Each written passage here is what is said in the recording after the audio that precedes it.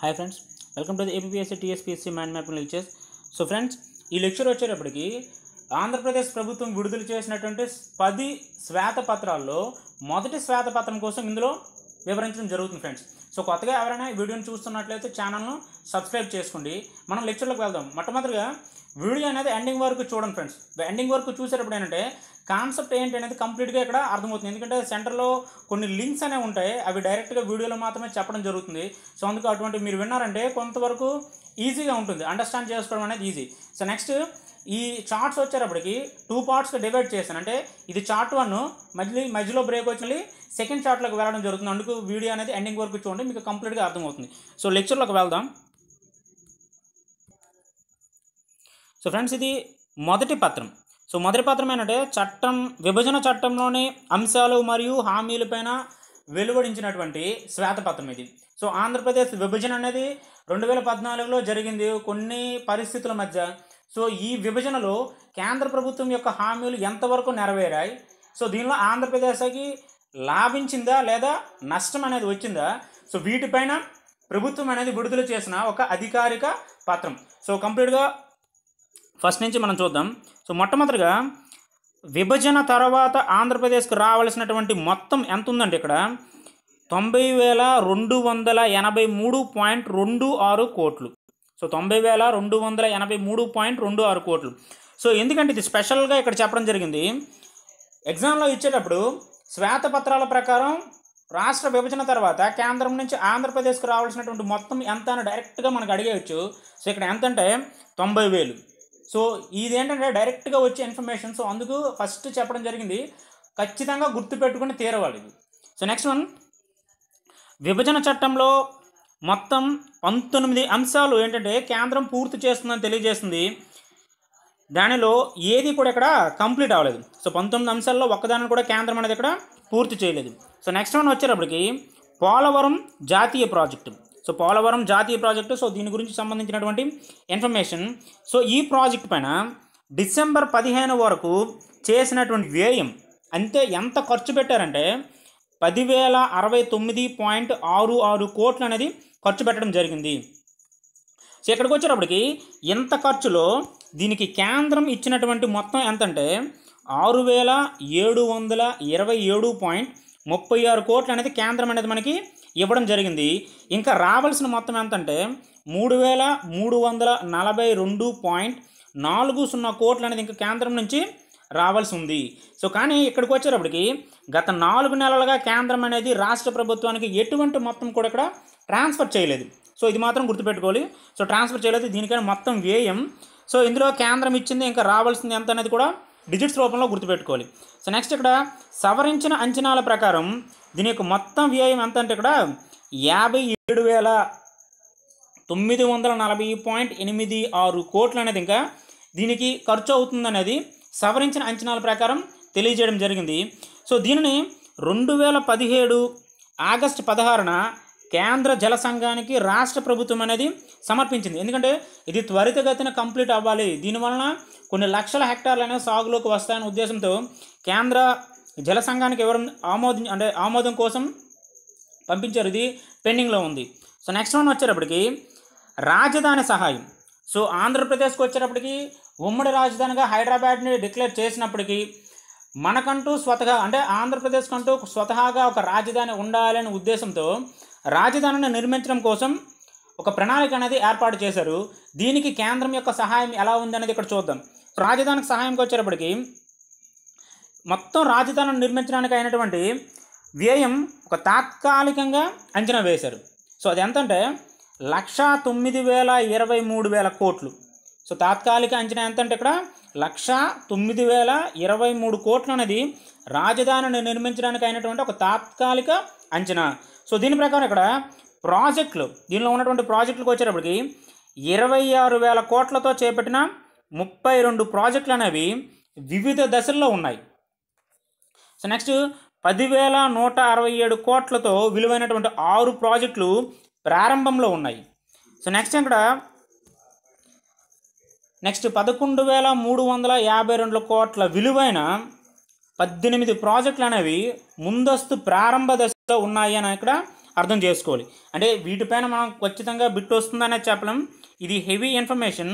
But ఇందులో స్టార్టింగ్లో చెప్పినటువంటి ఈ తాత్కాలిక అంచనా వ్యయం మాత్రం ఖచ్చితంగా వచ్చే అవకాశం అనేది ఉంటుంది.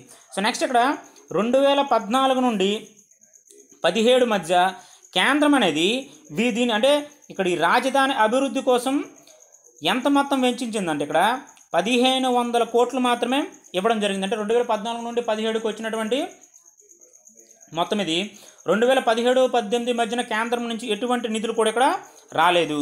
సో నెక్స్ట్ ఇక్కడ ఆంధ్రప్రదేశ్కు 1632.48 కోట్లు అనేది వినియోగ ధ్రువపత్రాలను కేంద్రానికి సమర్పించింది. అంటే ఆంధ్రప్రదేశ్ అనేది ఇంత మొత్తానికి సమానమైనటువంటి ఒక వినియోగ ధ్రువపత్రాలను కేంద్రానికి సమర్పించడం జరిగింది.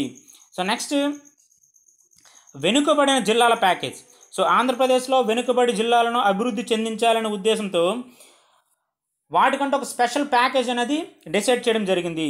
సో ఇక్కడికి వచ్చేటప్పటికి కోస్తా ఆంధ్ర మరియు రాయలసీమలో ఉన్నటువంటి మొత్తం వెనుకబడిన జిల్లాలు 7. సో వీటిని అభివృద్ధి చెందించడం కోసం ప్రతిపాదించిన మొత్తం 24,350 కోట్లు. సో మనకి ఇది ఇంపార్టెంట్.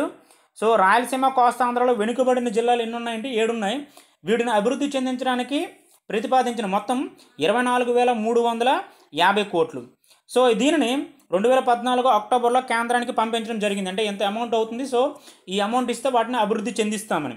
దీనికి కేంద్రం స్పందన ఏ విధంగా ఉందంటే ఒక్కో జిల్లాకు 50 కోట్లు చొప్పున సంవత్సరానికి 350 కోట్లు ఇవ్వడానికి మాత్రమే కేంద్రం అంగీకరించింది. అంటే ఇక్కడ 2014-15, 15-16 ఇది 15-16. సో నెక్స్ట్ 16-17లో మొత్తం ఇచ్చినటువంటి ఎంత అమౌంట్ ఇచ్చిందంటే ఇక్కడ 1050 కోట్లు ఇవ్వడం జరిగింది. అంటే ఇక్కడ ప్రభుత్వం రాష్ట్ర ప్రభుత్వం 24,350 కోట్లు అభివృద్ధికి అవసరం అంటే కేంద్ర ప్రభుత్వం ఇక్కడ ఇచ్చినటువంటి మొత్తం ఎంత ఉందంటే 1050 కోట్లు. అంటే సంవత్సరానికి 350 కోట్లు, ఒక జిల్లాకి 50 కోట్లు చొప్పున ఇవ్వడం జరిగింది. సో ఇలా కంప్లీట్ అనాలిసిస్ అనేది ఖచ్చితంగా చూసుకోవాలి. ఈ అమౌంట్ పైన బిట్స్ వచ్చే అవకాశం అనేది ఎక్కువగా ఉంటుంది.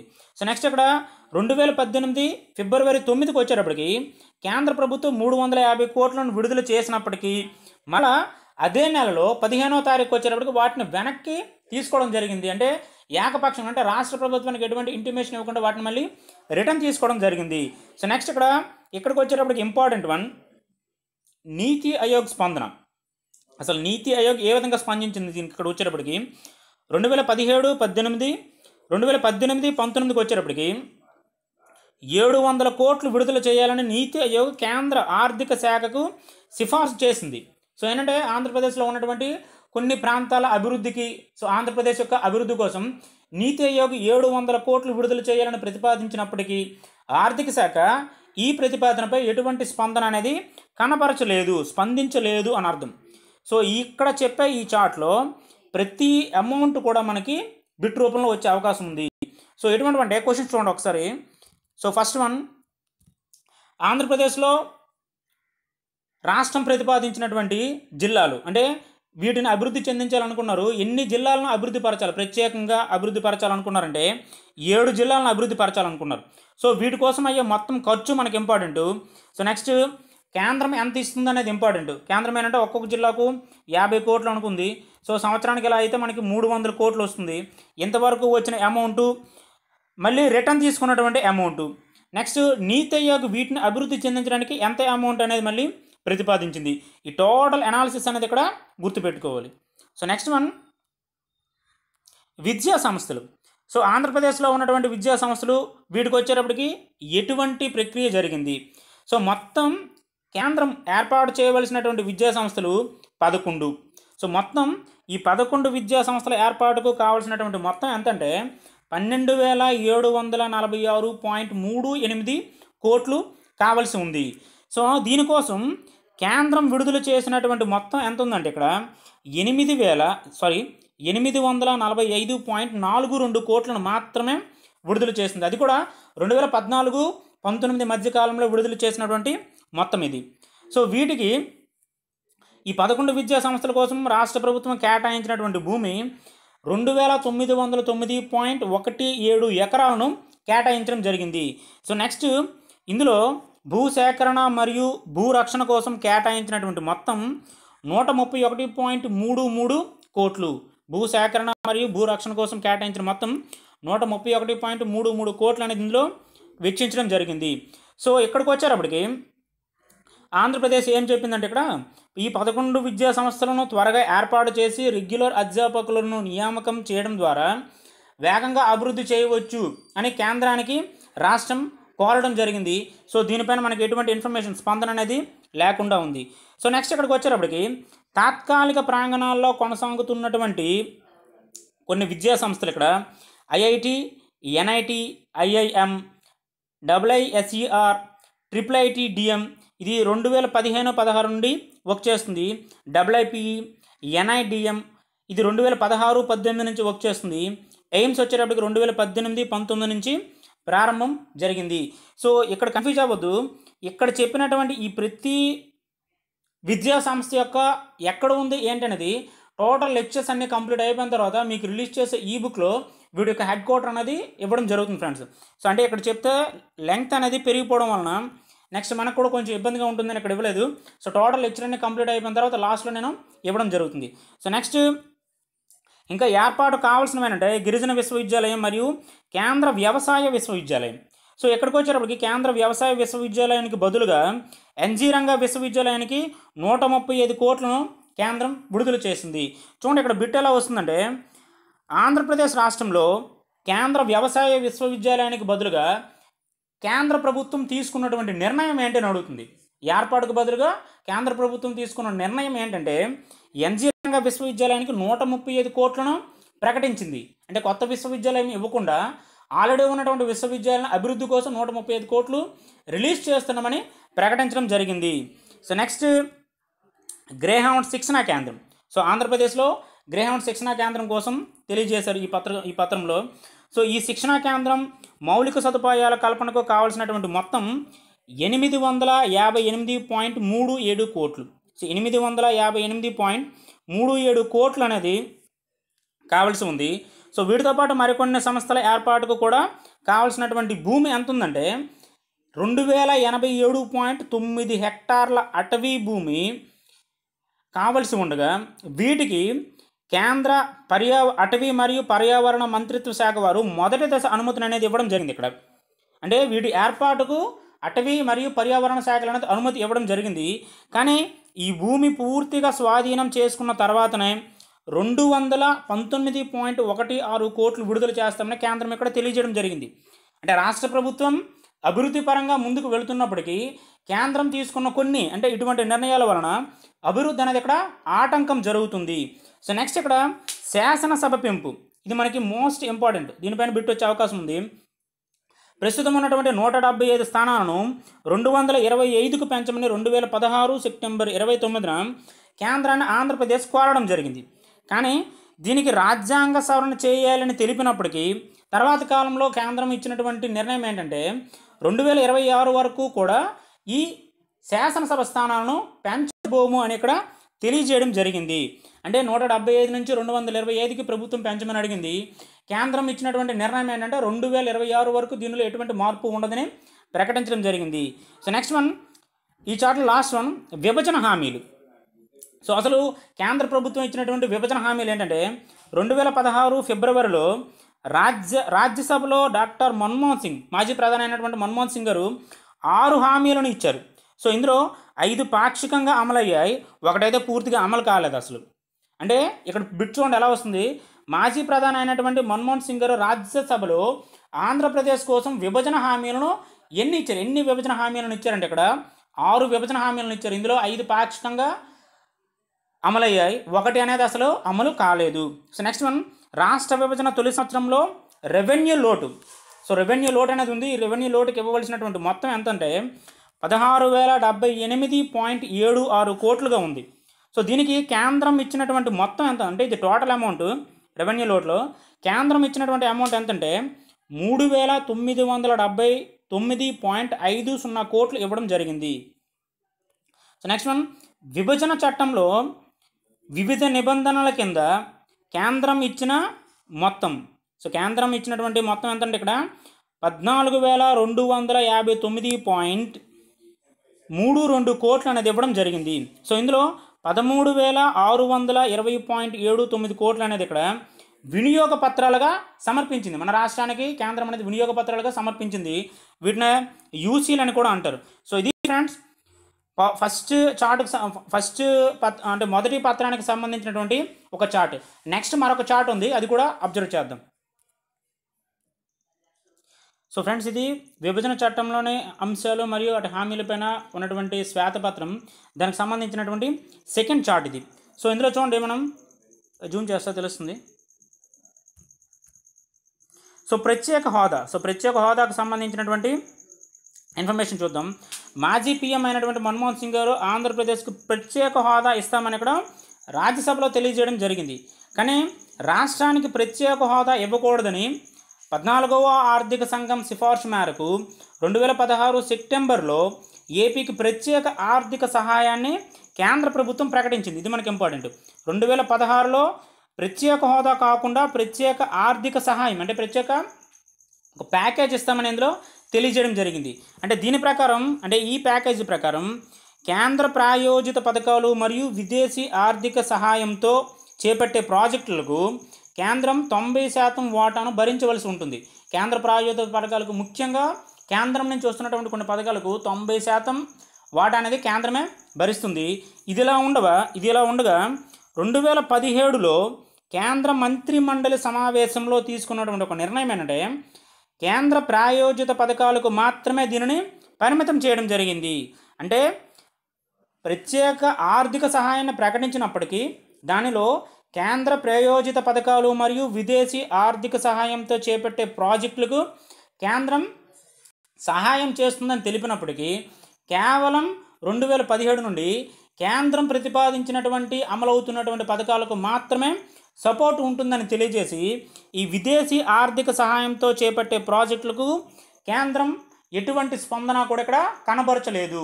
సో ఇక్కడ గుర్తుపెట్టుకోవాల్సింది ఏంటంటే, క్వశ్చన్ మనకు ఎలా రావచ్చు అంటే, ఏపీ ప్రత్యేక ఆర్థిక సహాయం ప్రకారం కేంద్రం ఆంధ్రప్రదేశ్కి ఈ క్రింది దానిలో ఒకదానికి మాత్రమే సహాయంగా ఉంది. సో ఒకదానికి మాత్రమే ఇక్కడ మనకేంటంటే పరిమితం చేసింది, ఏదైనా అడగొచ్చు అక్కడ. సో కేంద్ర ప్రాయోజిత పథకాలకు మాత్రమే కేంద్రం అనేది ఇక్కడ 90% వాటాను భరిస్తుంది, మిగిలిన వాటికి కేంద్రంతో సంబంధం లేదు అని అర్థం. సో నెక్స్ట్ వన్ ఇక్కడ మౌలిక సదుపాయాల ప్రాజెక్టు. సో మౌలిక సదుపాయాల ప్రాజెక్టుకి వచ్చేటప్పటికి 2018 చివరి నాటికి దుగ్గరాజపట్నం ఓడరేవు పూర్తి చేయాలని ఉంది. కానీ ఇది నీతి ఆయోగ్ సాధ్యం కాదని తెలిపింది. దీనిపైన బిట్ రావచ్చు. సో ఆంధ్రప్రదేశ్లో ఒక ఓడరేవును పూర్తి చేయడం కష్టమని నీతి ఆయోగ్ తెలిపింది. సో ఆ ఓడరేవు ఏదంటే ఇక్కడ దుగ్గరాజపట్నం ఓడరేవు. సో నెక్స్ట్ వన్ ఇక్కడ విశాఖపట్నం మరియు చెన్నై పారిశ్రామిక కారిడార్లో నోడ్లను ఎన్ఐసి డిఐటి పరిధిలోకి తీసుకురావాలని కేంద్రాన్ని కోరారు. కానీ ఈ అంశం అనేది ఇక్కడ పెండింగ్లో ఉంది. సో నెక్స్ట్ ఇక్కడ విజయవాడ మరియు తిరుపతి విమానాశ్రయానికి పోర్ట్ ఆఫ్ కాల్ అనే హోదా ఇవ్వాలని విమానయాన మంత్రిత్వ శాఖను కోరడం జరిగింది. పోర్ట్ ఆఫ్ కాల్ అనే హోదా ఇవ్వాలని వీరు కోరడం జరిగింది. నెక్స్ట్ ఇక్కడ విశాఖ రైల్వే జోన్ కావాలని కూడా ఇందులో కోరడం జరిగింది. సో నెక్స్ట్ వన్, కేంద్రం నుండి మాజీ పీఎం అయినటువంటి మన్మోహన్ సింగ్ గారు హామీ మేరకు రాష్ట్రానికి రావాల్సినటువంటి కొన్ని నిధులు, సో అతను ఇచ్చినటువంటి హామీల ప్రకారం రాష్ట్రానికి రావాల్సినటువంటి నిధులు మొత్తం రెవెన్యూ లోడ్ చూద్దాం ఇందులో. సో ఇక్కడ రెవెన్యూ లోడ్కి వచ్చేటప్పటికి కేంద్రం ఇవ్వవలసినటువంటిది 16,078.76 కోట్లు ఇవ్వవలసి ఉండగా కేంద్రం ఇచ్చినటువంటి మొత్తం 3,979.50 కోట్లను మాత్రమే ఇవ్వడం జరిగింది. సో ఇంకా రావాల్సింది ఎంతంటే 12,099.26 కోట్లు అనేది ఇంకా రావాల్సి ఉంది. సో నెక్స్ట్ ఇక్కడ రాజధానికి ఆర్థిక సహాయం కోసం కేంద్రం ఇవ్వవలసినటువంటి మొత్తం 39,937 కోట్లు 39,937 కోట్లు రావాల్సి ఉండగా కేంద్రం ఇచ్చింది కేవలం 1,500 కోట్లు మాత్రమే. ఇంకా రావాల్సింది ఏంటంటే 38,437 కోట్లు ఇంకా రావాల్సి ఉంది. సో నెక్స్ట్ వన్, ప్రత్యేక ఆర్థిక ప్యాకేజ్కి కేంద్రం ఇవ్వవలసినటువంటిది 24,350 కోట్లు. ఇచ్చింది ఎంత అంటే ఇందులో 1,050 కోట్లు మాత్రమే ఇవ్వడం జరిగింది. ఇంకా ఇవ్వవలసింది 23,300 కోట్లు అనేది ఇందులో రావాల్సి ఉంది. సో నెక్స్ట్ ప్రత్యేక హోదా అంటే 5 సంవత్సరాలకు కలిపి ప్రత్యేక హోదా ప్రకారం రావాల్సినటువంటి మొత్తం 16,447 కోట్లు రావాల్సి ఉంది. సో దీని ప్రకారం మొత్తం రాష్ట్రానికి కేంద్రం నుంచి రావాల్సినటువంటి మొత్తం 90,283.26 కోట్లు రావాల్సి ఉంది. సో ఇది మనకి దీని నుంచి ఎక్కువగా బిట్లు వచ్చే అవకాశం అనేది ఉంటుంది. మ్యాక్సిమం ఇదంతా కూడా డేటాకి సంబంధించింది, గుర్తుపెట్టుకోవాల్సిందే మరి ఇంకా. ఎందుకంటే ఎగ్జామ్లో వీటికి సంబంధించి ఏ కంటెంట్ వచ్చినా సరే మనం అటెంప్ట్ చేసే విధంగా ఉండాలి కాబట్టి ఖచ్చితంగా తరువుగా చదువుతూ ఉండాలి ఇవి. సో నెక్స్ట్ వన్, ఇందులో మరికొన్ని అంశాలు అంటే మ్యాక్సిమం వీటిలో చాలా వరకు మనకి డిమాండ్స్ అనేవి వచ్చాయి, బట్ ఇన్కంప్లీట్గానే ఉండిపోయాయి. 9వ షెడ్యూల్లో 89 సంస్థలు ఉన్నాయి. సో ఈ 89 సంస్థల్లో 85 సంస్థలకు సంబంధించినటువంటి ఆస్తులను అప్పులను విభజన జరిగింది. ఇంకా 60 సంస్థల్లో అంటే ఈ 89 సంస్థల్లోనే 60 సంస్థల్లో ఉద్యోగుల విభజన జరిగింది. నెక్స్ట్ మరొక 41 సంస్థలకు సంబంధించినటువంటి ఆస్తులు అప్పులు ఉద్యోగుల విభజనపై ఏపీ ప్రభుత్వం ఉత్తర్వులు జారీ చేసిన తర్వాత కూడా కేంద్రం మరియు తెలంగాణ రాష్ట్రం నుంచి స్పందన అనేది లేదు అని ఈ పత్రంలో తెలియజేశారు. అంటే ఇక్కడ గుర్తుపెట్టుకోవాలి, మొత్తం 89 సంస్థలు, అందులో 85 ఆస్తులు అప్పులు విభజన జరిగింది. ఈ సేమ్ 89లోనే మరొక 60 సంస్థల్లో ఉద్యోగుల విభజన జరిగింది. ఈ రెండు కూడా షీలా బేడీ కమిటీ సిఫార్సు మేరకు విభజించడం జరిగింది. ఇది గుర్తుపెట్టుకోవాలి. ఆస్తులు అప్పులు మరియు ఉద్యోగుల విభజన అనేది ఏ కమిటీ ప్రకారం జరిగిందంటే ఇక్కడ షీలా బేడీ కమిటీ ప్రకారం ఇందులో విభజన చేయడం జరిగింది.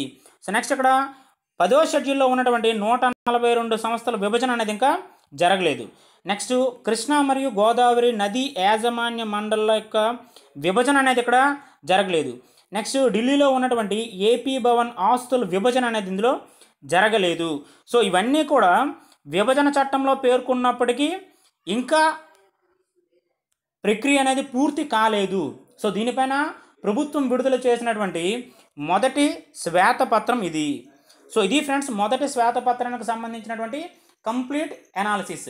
నెక్స్ట్ అంటే మ్యాక్సిమం నాకు వీలైనంత తొందరగా 2nd, 3rd to 10th paper వరకు కూడా నేను మ్యాక్సిమం రిలీజ్ చేయడానికి చూస్తాను. ఎందుకంటే అది షార్ట్ చేయడానికి కొంచెం హార్డ్గా ఉంది. సో అందుకు ట్రై చేస్తున్నా.